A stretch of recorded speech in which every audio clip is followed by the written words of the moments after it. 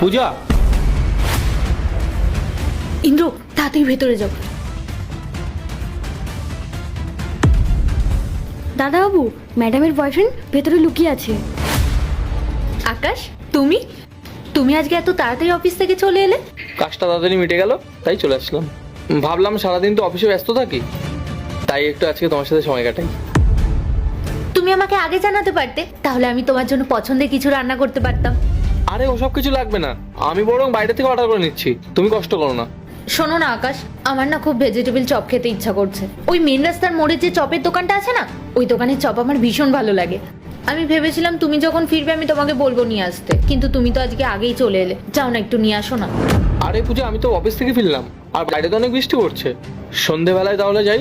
আকাশ, আমার খুব খেতে ইচ্ছা করছে। আমি তো সবসময় তোমাকে এরকম বলি না, বলো? যাও না, একটু নিয়ে আসো না। আচ্ছা ঠিক আছে, তোমার যখন এতই খেতে ইচ্ছা করছে মালতী, যা গিয়ে ভেজিটেবল চপ নিয়ে আয়। না না, মালতীর যাওয়ার কি দরকার?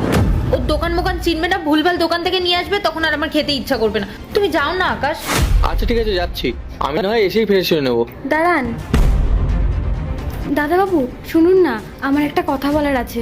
এই মালতী, কি হয়েছে তোর? কাজ করছিস না কেন?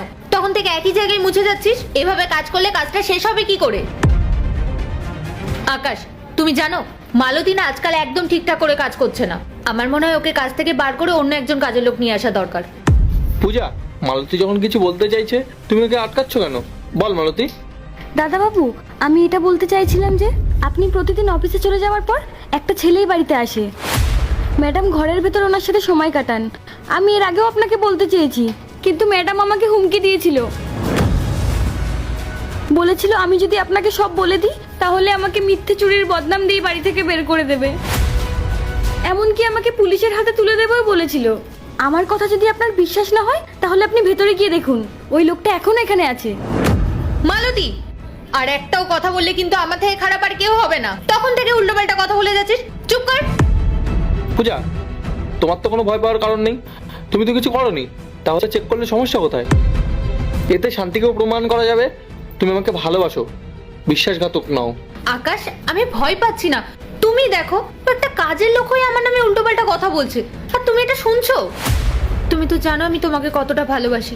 তোমার মনে হয় আমি এরকম কাজটা করতে পারি? পূজা, আমি সব জানি, আর আমি তোমাকে বিশ্বাসও করি। আমাদের বিয়ের এত বছরের মধ্যে কেউ আমাদের এরকম কথা বলেনি। আর মালতী যখন তোমার ব্যাপারে এসব কথা বলছে, নিশ্চয়ই কোনো কারণ আছে। আমি চেক করি না? বাহ, একজন কাজের লোকের কথা শুনে তুমি তোমার নিজের স্ত্রীকে অবিশ্বাস করছো। এই দিনটারই দেখার বাকি ছিল।